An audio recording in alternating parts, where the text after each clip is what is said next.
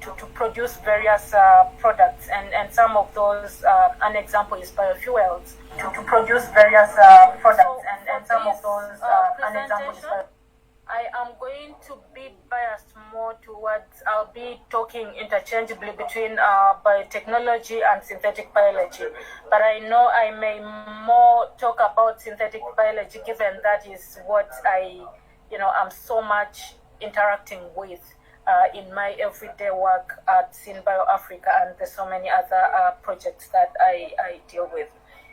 Sandra, sorry if I may, your slides seem not to be moving.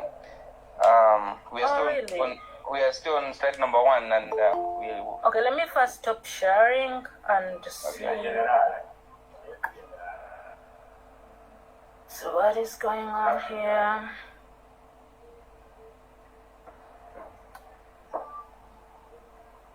Let me share again.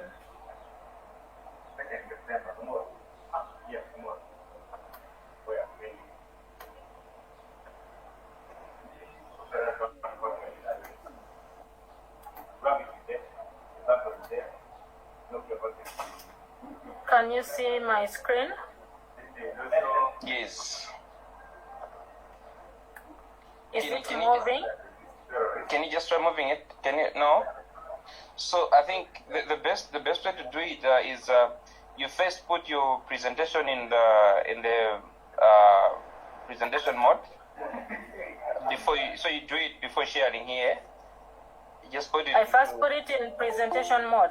Yes, before you share it, and then you navigate through tab, Windows button, then tab, and then you go where your PPT in presentation mode is, and then you're going to be able to navigate without difficulties. And then when I put it in presentation mode, I can't do anything else. Okay. So if you put it in the presentation mode, then you can navigate through your tab, Windows button, then tab. No, like I can't even get to now see the. Okay, so okay. Have you done that? Let me just walk you through. Have you put it in the presentation mode? Yes. Okay, so would you press Windows button on your laptop and then tab at the same time? Tell me what's happening. There have to be a movement there. Okay. Yes. Yes. So can you just go where there's your presentation, and then you press enter, and then you're good to go.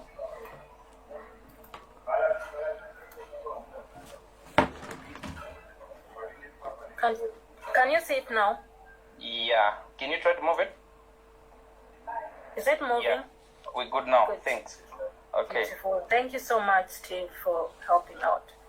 So yes, so these were the definitions that I was taking us through, for us to have an introduction to what these concepts are, synthetic biology and biotechnology, before we can now go on and talk about the bioethics and biosafety and biosecurity issues related to this.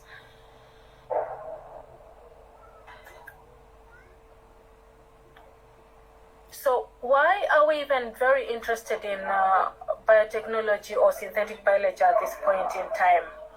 We have so many times been introduced to the various industrial revolutions that have happened. And the last one has been the 4th industrial revolution, where we had a lot to do with internet and cloud technology. But as we are talking now, we are already in the 5th generation, where we have DNA synthesis and sequencing, and then predictable engineering of biology. And that is basically synthetic biology that we are talking about. So what does that mean? We are at a point where these technologies are inevitable. We are at a point where we need to leverage these technologies to address the various challenges that we have. And so on this call, it's one way for us to talk about these technologies and the risks that come with them, but it's also another way of appreciating why we need to embrace these technologies. So I'm going to just give us some insights as to why synthetic biology now. So I would start with with the medicines and vaccines, and this is particularly because of where we've been and maybe where we are. Here in Africa, we have so many recurring and emerging and re-emerging infectious diseases. We just had the COVID-19 pandemic, and you can imagine if we didn't have technology that would allow us to have vaccines or medicines developed at a high speed, where we would be at this point in time. So synthetic biology is one of those fields that is promising when it comes to medicines and vaccines, and we can see that it really came in so handy when we had the COVID-19 pandemic. Then in the area of agriculture, we can leverage these technologies for us to have sustainable food. The rate at which the population of the globe is growing is so high compared to how much we have to feed that population. So we need to leverage technologies that can allow us to have sustainable food and ensure food security. And synthetic biology is that field that could do that for us. When Sam was introducing this webinar, he earlier on said we had a webinar on the promises of biotechnology and synthetic biology. So I want to believe that I'm already talking to the converted, but this is just to emphasize why we need to talk about this field as of now. Then we can be able to leverage these technologies to even have products that could have gone, or plants, or like flavors that could have been extinct, because the various plants that were there that were where we could get some of these flavors got extinct. But because of synthetic biology, we can work backwards and be able to have this in place. And that would go ahead to change industries, like maybe the fragrances, the perfumes that we have. We can have them developed based on synthetic biology technologies. Then we can be able to develop sustainable materials. An example there is actually a packaging material. The alternative would be a plastic container for that wine bottle. But because of synthetic biology, we have companies that are developing such sustainable packaging materials. So this is an example of products that are developed by one company called Ecovative, and there are alternatives to the plastics and so many other unsustainable materials that we could alternatively use. So these are just some of the few examples of the so many things that synthetic biology can offer us, and the future that synthetic biology is promising. But of course, as a biosafety and biosecurity expert at the same time, I can't continue to tell us how very important this field is without also emphasizing the fact that this same field, how important it is, could as well be used for, malicious use. So that brings us to what we would call the dual use research of this field. So a number of projects can be carried out, very innovative projects, solutions to grand challenges that we have. But these same technologies could also be used to maybe develop biological weapons, or really just being used for malicious benefits. So now that we understand what biosafety, synthetic biology is, biotechnology is, and what some of the things that these fields are promising, we now want to get back to the bioethics, biosafety, and biosecurity. And I'll start here by defining what this is. So basically, when we talk about bioethics, we are looking at some of those principles that govern a person's behavior or the conduct of any activity. And bioethics has four main principles. The principle of autonomy, whereby as a person, they have a right to, to make decisions for themselves. Like, they should be able to make decisions for themselves. Then beneficence, where we talk about for everything that is being done, for any activity, it should always be for the good of the person to whom that is being done. Then the non-maleficence principle, which talks about ensuring that no harm is done. So this goes hand in hand with the beneficence principle. And then finally, the principle of justice, which calls for equitable distribution of any benefits or harms that could originate from any activity that is conducted. Then biosafety, we'll talk about biosafety as practices and controls that reduce the risk of unintentional exposure or release of biological materials. And also, very importantly here is information. So if you are maybe operating in a facility or in the lab, what are some of those practices or controls that you put in place to ensure that nothing that could harm people or even the persons working on these same materials is, people are like exposed to it, or it's unintentionally released into like the environment. And on the other hand, biosecurity is where we have controls in place to reduce the risk of loss, theft, misuse, diversion, or intentional unauthorized release of biological materials and related information.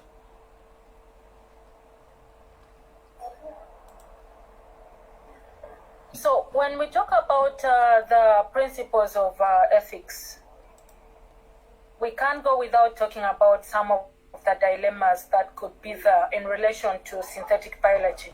And we'll see that when we talk about these dilemmas, of course, they go directly to even encompass what we'll talk about when it comes to some of the biosafety and biosecurity concerns. So you may see really related things there. But one of them that has been really so much being talked about is on whatever gene editing in humans. So we have currently technologies that are being used, for example, gene therapies, to heal that, that could make some of the diseases that people have, maybe genetic illnesses, really something of history, like make it a history. But at the same time, what are some of the risks that come with this? What if there is a change, maybe there is gene editing and it causes maybe, undesired outcomes. But also the other issue would be, if we are doing gene editing, do we go ahead to do gene editing on germ cells, whereby at the end of it all, we are kind of designing human beings who have not gotten an opportunity to say about whether they would actually accept such technologies to be performed on them. So that would be one of the really big ethical issues around the technologies of synthetic biology. Then we have biosecurity and dual-use research. I earlier on defined dual-use research as research that is intended for the good, but it could be used for the wrong. So you can be in the lab and you're doing this very awesome project, and all you are thinking about is how revolutionary maybe the solution out of that project will be. But what if that same technology is used for the wrong? Then we have impacts of GMOs maybe released in the environment. What happens? We probably want to have, for example, GMO foods for food security and all that. What if we release any organisms in the environment and they turn out to completely affect the ecological system? That is also one of the issues. Then ownership of genetic information. How are we able to balance between the risk of misuse of genetic information that is generated from people, and then how it can be used for the good? Because we use this information, for example, like in gene therapies, they have to use this genetic information to come up with the directed, personalized therapies for for a particular disease that someone could have. So what if that same information is used for the wrong? Then we have access and equity. Can all people have access to these technologies, or would there be people who would benefit more if these technologies are actually implemented? Then there are also possibilities of developing human-animal chimeras for maybe scientific research, and how can that be dealt with? Then, of course, there is the issue of intellectual property and access to knowledge. There has to be a balance between, promoting innovation, because people are innovating for them to probably gain out of, intellectual property. But also, if synthetic biology technologies are restricted because of IP, how can other people have access to that knowledge? So there is need for a balance there as well. And now when we move on to the biosafety and biosecurity concerns, very common, of course, there are laboratory accidents that could happen even without necessarily synthetic biology in the picture. And then we have the unintended consequences, that some of which we had talked about like earlier, environmental release of GMOs, then the human health risks. What if some of the products that we generate using these technologies actually turn out to be risks to human health? Then issues of biocontainment to ensure that GMOs and any other technologies developed using synthetic biology are contained and do not persist in the environment. So these are some of the concerns that there could be. Dual use potential, this now relates more with biosecurity. So the dual use potential, we could then bioterrorism, where we could have synthetic biology being used to maybe develop biological weapons, data security, access to unauthorized unauthorized individuals or groups, then access to materials. There has continually been ease of access to genetic materials and equipment required for synthetic biology. Of course, we can see the issue of prices for some of the products and inputs for this research overly reducing, and so it has really lowered the entry cost into this kind of research. And so what are some of the issues that such incidences like cause? Then we have international collaboration, where we have challenges. If you are doing research and maybe you are seated in different areas, you have a team working maybe in the US, you have a team working in Africa here, you have a team maybe in Asia. And at the end of it all, the information that you've generated, you want to share it. How do you ensure that this sensitive information and materials are being shared with biosecurity concerns in mind? So those are some of the concerns that I can be able to point out, but of course there could be so many others. But that all being said, on the flip side of it, synthetic biology has a lot of relevance to biosafety and biosecurity. And so as it could cause biosafety and biosecurity concerns, it also has the other arm where it can be able to be leveraged to address some of these issues. And an example is detection and in monitoring. For example, like in the environment, we can use technologies like biosensors to do detection and monitoring, pathogen detection. Then we have vaccine development. We just had the pandemic, and these are the technologies that were used to develop vaccines. Then we have bioinformatics and data security. Continually, there is a lot of data that is being generated, and one of the biggest challenges is how can this data be managed? How can it be stored? So information that is generated, all this data that is generated could actually be stored very effectively in DNA. So that is also one of the ways how synthetic biology can actually positively impact biosafety and biosecurity. Then we have genomic surveillance. Currently, there are a number of projects that are being carried out in relation to genomic surveillance. Thank God to synthetic biology and the various advancements that have made technologies like DNA sequencing much cheaper and affordable. Then we have drug discovery and de novo therapeutic synthesis. So still synthetic biology is being used to develop drugs and so many other therapeutic bioactives. So looking at the concerns, the biosafety and biosecurity concerns, and then looking at how synthetic biology can be able to positively impact biosafety and biosecurity. When we have some of those concerns and some of the issues, how can we be able to address those? So very key here, I'll talk about having in place the right policies and regulations. And why I say this is because when there are no policies and the right regulations in place, then people are doing things the way they would want. You don't know who is doing what. There is no stock of what people are doing. And that really poses a huge risk, because people will go and have projects in their kitchens. They'll have projects in their garages.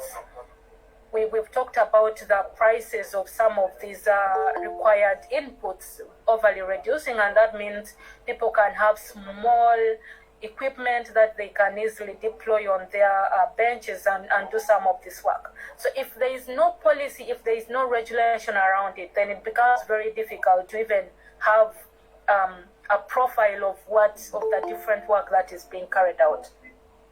And I specifically talk about this because from experience, I'll talk about the experience like on the African continent. We have very few countries that have actually put in place like enforceable regulations or have policies in relation to like biosafety and biosecurity.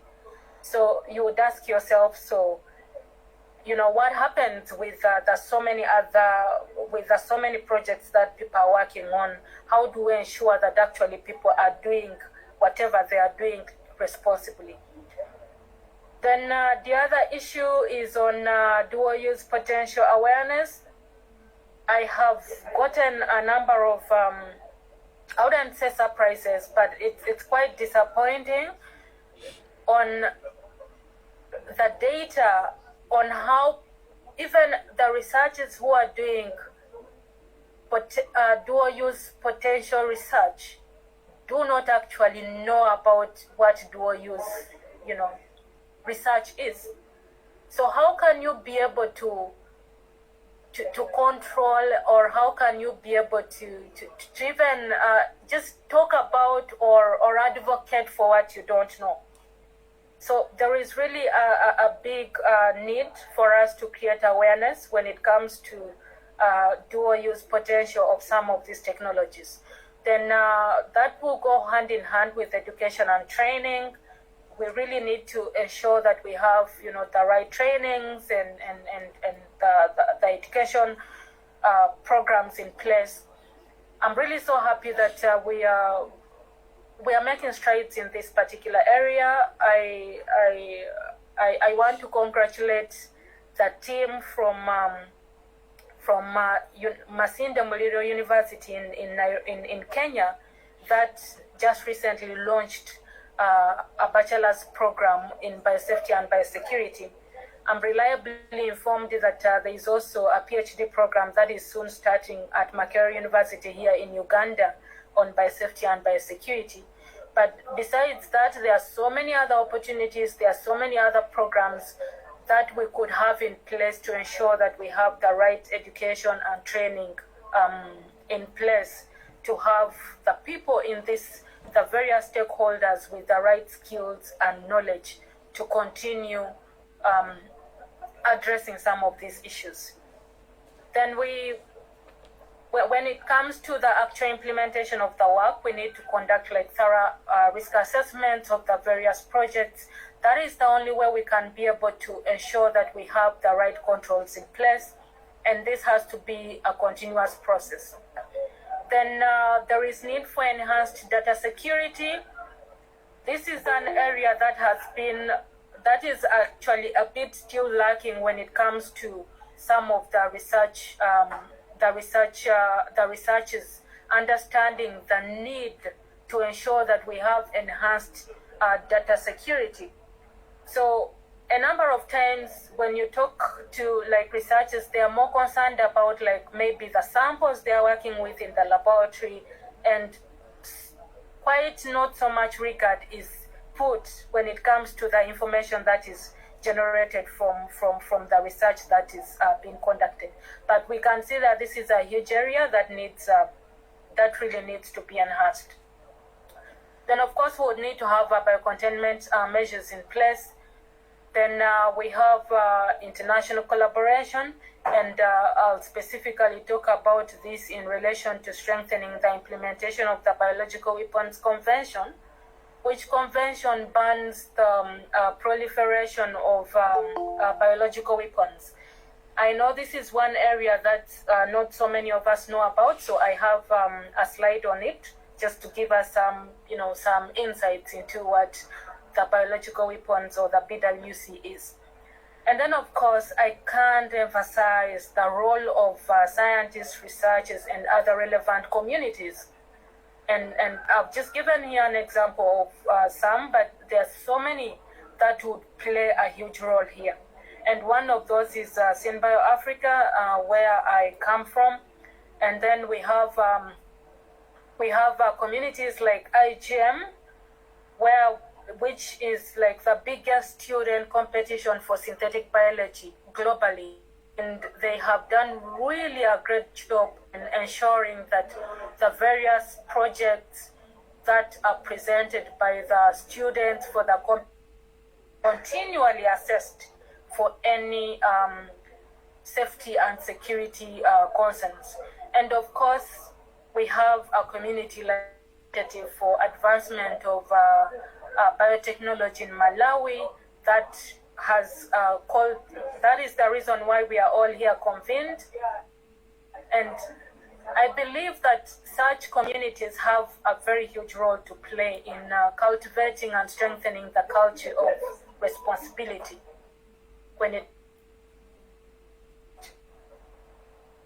so that kind of really marks the end of what I'll talk about in addressing some of these issues. Of course, there are so many other ways in which we can be able to do this, but these are some that I've put there.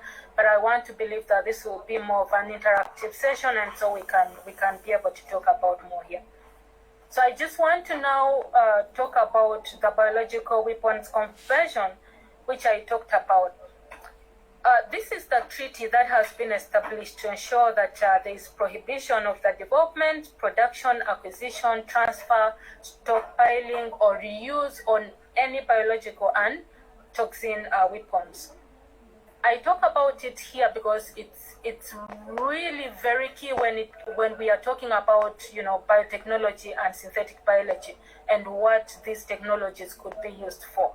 So this, we have it as an instrument that can be able to prohibit the use of these technologies for development of weapons of mass destruction. And particularly for this, it was opened up for signatures in 1972, and it entered into force in 1975. So actually, just last year, this particular convention marked 50 years of existence. As of now, we have up to 185 countries that are signatory to this convention, and so we have a few of these that are not yet signatories to the convention. And I want to particularly point out that if you can look at this map, you can see that means we still have a way to go. But as we are here convened and having these discussions, I believe it's the right way of how we are moving into the right direction of ensuring that we can be able to leverage these technologies while ensuring that we are doing so responsibly.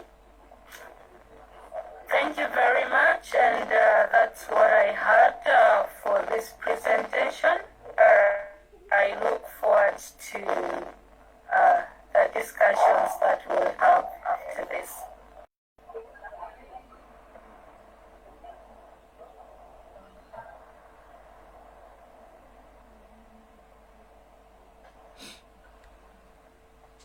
Wow.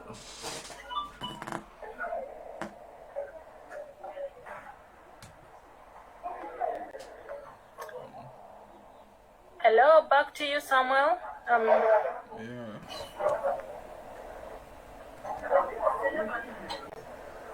Hello, Sandra. Thanks for the wonderful presentation.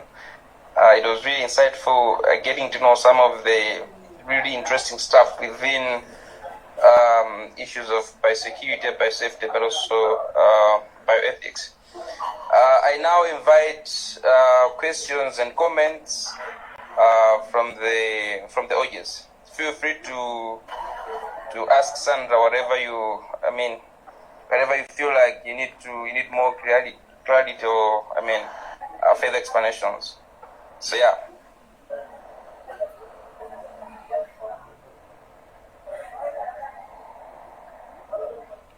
Yeah, hello, Sandra. Yes, Samuel. Yeah, thank you for your presentation, quite insightful as well. For me, I have a question more out of curiosity. Yeah, based on your experience and your exposure on the subject. How lethal or how dangerous is a biological weapon?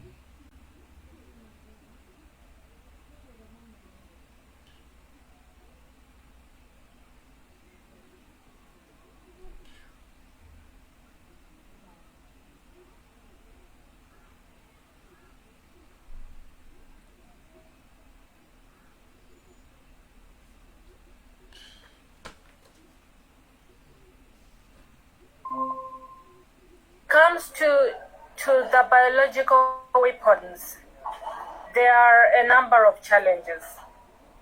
First of all, there is that failure, like to scope. For example, if you have a missile, you could be like, hey, you know what, I can be able to direct it here. If you have a bullet, you can be like, this is the person whom I'm directing it in. When it comes to the biological weapon, you don't have that leverage. So first of all, it comes on the issue of scope. That means if you have it, then it could spread as far as you cannot control. Talking about how lethal it is, we've had illnesses, that we've had infections that have claimed the lives of so many people here.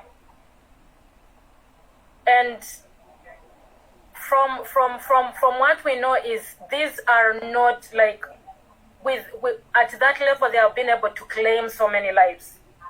So imagine if such an organism, like maybe a pathogen, is actually enhanced so that it can have, better capability to maybe claim lives. So that means it could be way more. It could probably claim more lives. It could probably be enhanced to have a shorter time within which it could kill. We've seen pathogens like Ebola kill people, like the fatality rates are so high. So that means if it's like weaponized, it could even be worse than that. And some of the the organisms that have like liability to being weaponized are those like which can easily spread. Then they can be able to spread from maybe like animals to humans and all that. So the risks of things like anthrax or and so many others. Wow. Thank you for your response, because I was really wondering that, okay, the treaty on biological weapons, and then they said to each other that nobody should do this. Now I was thinking, okay, all right, but then now I get it from what you're saying, that one of the dangers with these things is that you can't really control it in terms of, yeah, you cannot really control it. But then what is even worse is if I manufacture something that I want to use as a weapon, then to develop a drug to fight it, by the time they succeed in doing it, that thing would have already messed up the whole place. So wow, I get it. Thank you so much. Omara, you raised the hand. You have a question? Please go ahead. Yes, thank you. Am I audible? You are. Yes, Ronik. Okay, thank you. I have a comment and a question as well. Please. For the comment, yeah, basically I want to really applaud you for such wonderful presentation, and we've really, such webinars are avenues for we as young scientists to actually endeavor to learn and get to know about this, especially the biosafety and biosecurity issues or concerns towards synthetic biology. And please, very much thank you for that. Then you spoke about one of the ways to implement biosafety and biosecurity, and one of them you talked about addressing this to the legal or the policymakers. How best can this be done so that we can actually implement such issues to ensure that synthetic biology is actually meeting what it's supposed to do, other than harming those involved and the greater community? Thank you. Okay, thank you so much, Ronik, for the kind compliments and for the good question. So in relation to that question, I would say that from where we sit, it is a point of advocacy. I should say that I think there is a bit of improvement in that previously there was a complete disconnect when it comes to the various policymakers and then the scientists and all that. But we are continually hearing discussions about things like science diplomacy, where we are getting now the various scientists now interact with like policymakers and all that. So that is one of the ways as non-state actors we can start from. We have to contribute to providing the knowledge and the expertise that we have, such that the people who are making the policies are making them from an informed point of view. Sometimes our leaders are not making these policies, or they don't take some of these things maybe so seriously because they don't have the appropriate knowledge about the subject. So we are the people with the knowledge. We are the people with the expertise. What are we doing? Are we just staying with it in the labs wherever we are doing our research, or we are going that extra mile to ensure that the people who are sitting in those rooms to make those decisions actually get this information? So I'm continually seeing that intersection of the political leaders with the relevant stakeholders, and I think that is a very good point to start. We shall continually have to put in effort in advocating, as I would so much appeal to especially the youth. We need to get into these spaces and see how we can contribute to some of these discussions. And if we can have leaders who can be able to give us an ear to listen to what we have to do, I think we can make a contribution in that regard. Thank you, Ronik, and Yeah, that's what I can say in relation to that.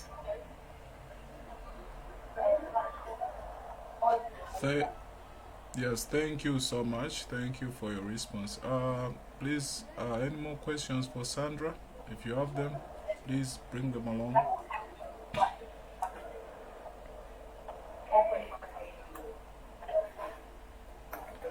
Stephen. Yes, yes. Yes, questions from you? Not yet now. Let's give a chance to colleagues that may have to ask. Okay, and Sandra, is it possible that you can share the slide later on? Yeah, I thought. Yes, I can be able to do that. Yeah, I thought probably after the meeting, I can then email it to all our colleagues here to also, properly synthesize everything. Yeah, and then okay, so in terms of the levels of risks, which part of these biotechnologies do you think pose the greatest risks to human beings? So, like for instance, I personally, I worked on I think on my degree project, I worked on an efficacy study on BT cowpea. Okay, BT cowpea. So, but of course, because it's a genetically modified crop, you wouldn't really see, like for even myself, I wouldn't be able to even see that this is GMO or not. But then, obviously, that is not in any way harmful to anybody, especially a human being. But also, yes, it poses some risk in the environment in a way if it's just released like that, especially on the financial and intellectual property aspect of it. Yeah, but then I would also love to know from you that, okay, of these technologies, it's like a collection of all kinds of tools we can use. What poses the greatest threat here?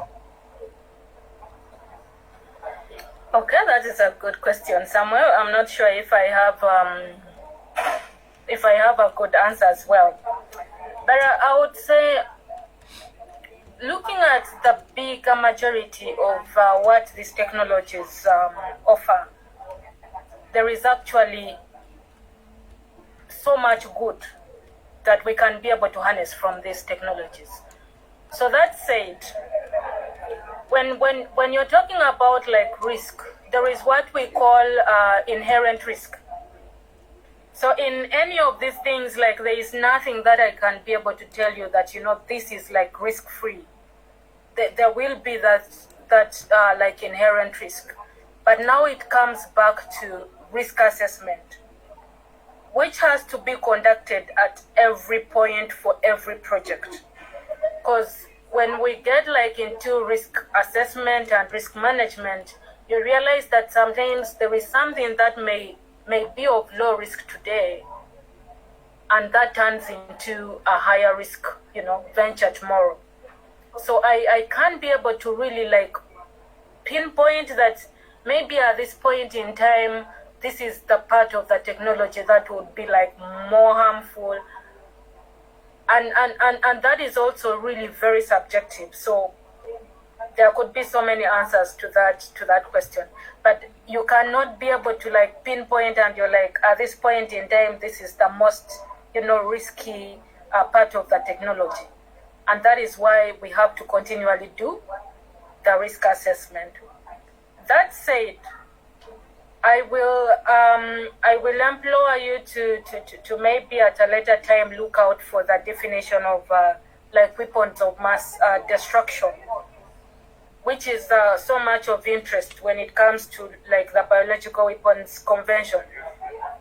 There we are more worried about the engineering of organisms that could easily be used as weapons of mass destruction. And so when we talk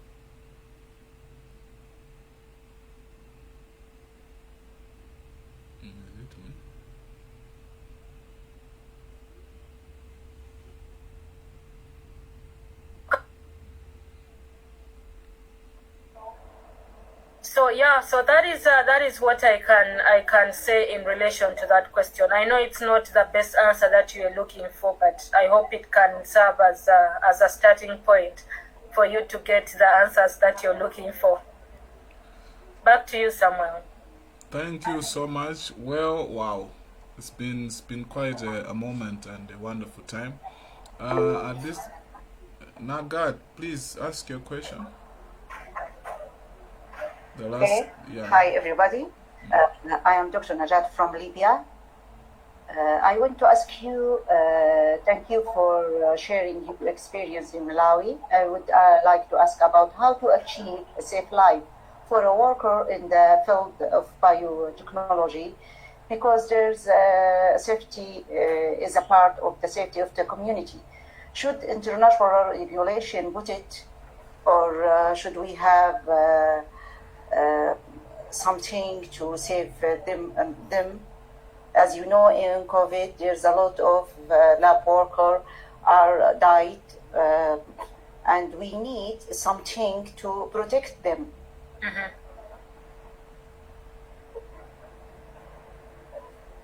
Thank you so much, Nagat, for that particular question. When it comes to the biosafety, especially for the staff working in the labs, of course, it's very, very key. And that means if we have not taken good care of the people who are actually in the labs, who are maybe manipulating these various organisms that we are talking about, then we are letting everyone else down, because that's when we could now end up having, if we have laboratory infections, it's no doubt that they will end up into the community, and we could have, a widespread of such infections in the community. So that said, we would have to look at the various hierarchies of the controls that we will need in place.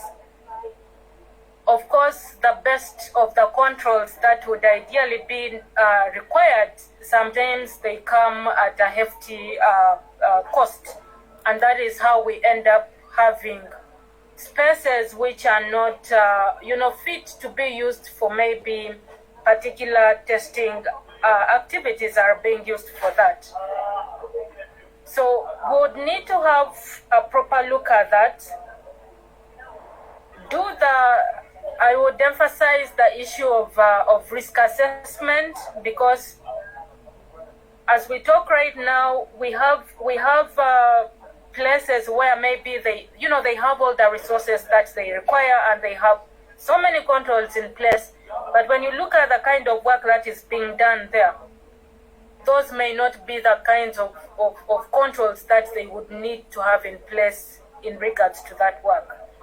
So when we talk about, especially like in the resource constrained areas, would have to continually do like the risk assessment and see how we can be able to distribute the limited resources that we have, ensuring that the most goes to where there is the highest risk. And I really hope that can be done. Of course, there are currently concepts like diagnostic network optimization, where we can have a movement of some, based on risk assessment, we move maybe supplies from a particular place depending on the need and take them where they are required the most, and vice versa. I would think if we put in place such strategies, maybe we can be able to continually protect the workers in the various working areas or the labs where they're operating. Thank you. Yeah, thank you for your answer. Thank you. Thank you, Sandra. Steve, would you come in? Okay, thanks, Sam. Hope I'm audible enough. Before Stephen. Yes. Yeah, by the way, I'm really so much thrilled about this. So I'm asking, when are we having such a session again?